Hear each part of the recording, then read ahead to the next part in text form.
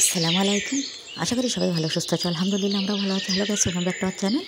আবারও নতুন ভিডিও নিয়ে তোমাদের সামনে চলে এলাম। একেবারে শুরুতে বন্ধুরা একটা লাইক দেবে আর একেবারে স্কিপ করবে না, ফুল ভিডিওটা দেখে নেওয়ার অনুরোধ রইল আমার তোমাদের কাছে বন্ধুরা। তাহলে চলো আমার ছোট্ট আসমা কিচেনে সবাইকে ওয়েলকাম জানিয়ে আজকে রান্নাটা শুরু করে দিই। প্রথমে কড়াই বসিয়ে দিয়ে দিলাম পরিমাণ মতো তেল, দিয়ে দিলাম কিছু বড় সাইজের আলু। এখানে আমি আলুগুলো সুন্দর করে ফ্রাই করে নেব আর দিয়ে দিলাম স্বাদ মতো লবণ।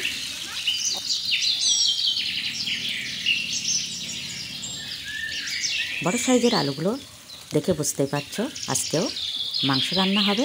এখানে স্বাদ মতো লবণ, পরিমাণ মতো হলুদ ও লঙ্কা গুঁড়ো দিয়ে আমি আলুটা সুন্দর মতো ফ্রাই করে নেব। নিয়ে এখন আমি আজকে চিকেন বানাবো। আলুটা আমার বেশ ভালো করে ভাজা হয়ে গেছে। এখন আমি কড়াইয়ে আবারও দিয়ে দিলাম পরিমাণ মতো তেল। এখন দিয়ে দিচ্ছি পেঁয়াজ কুচি। পেঁয়াজটা লাল লাল করে ভেজে নেব। আজকালকার বাচ্চারা বন্ধুরা একেবারেই সবজি মাছ ওদের মুখে একেবারেই ভালো লাগে না।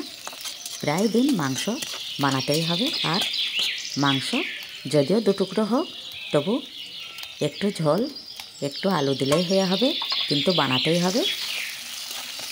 এখন বাটা মশলাগুলো দিয়ে দিলাম, আদা রসুন ও কিছু লাল লাল লঙ্কা বাটা। এখন দিয়ে দিচ্ছি অল্প পরিমাণে লবণ। এখন দিয়ে দিচ্ছি কিছু মাংস ও চিকেনের সেই ঝালটা। ঝাল সমেত চিকেন বানালে কিন্তু সেই রান্নাটা যেমন টেস্ট হয় তেমনি কালারটাও সুন্দর হয়। এখন দিয়ে দিচ্ছি আমি জিরে মরিচের গুঁড়ো। ফ্লেভারটা দারুণ আসবে। আবারও একটু কাশ্মীরি লঙ্কার গুঁড়ো দিয়ে দিলাম কালারটার জন্য।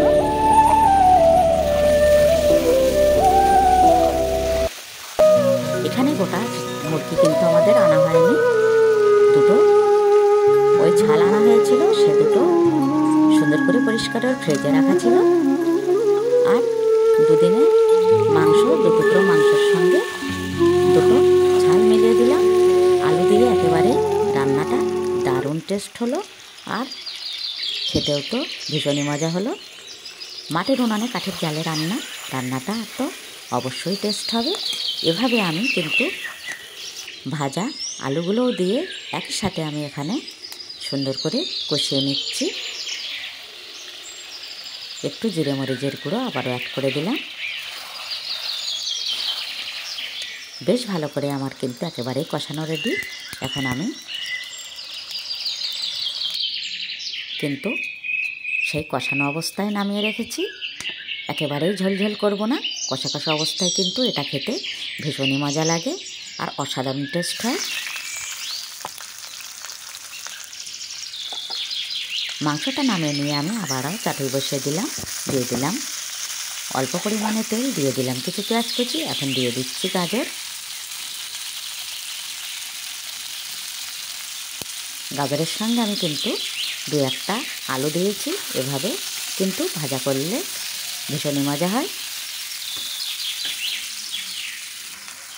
ডবল উনুনে এটাই সুবিধা, এক সাইডে কিন্তু 2-3 জায়গায় সবজি রান্না হবে আর এক সাইডে কিন্তু ভাতটাও শেষে হয়ে যাবে।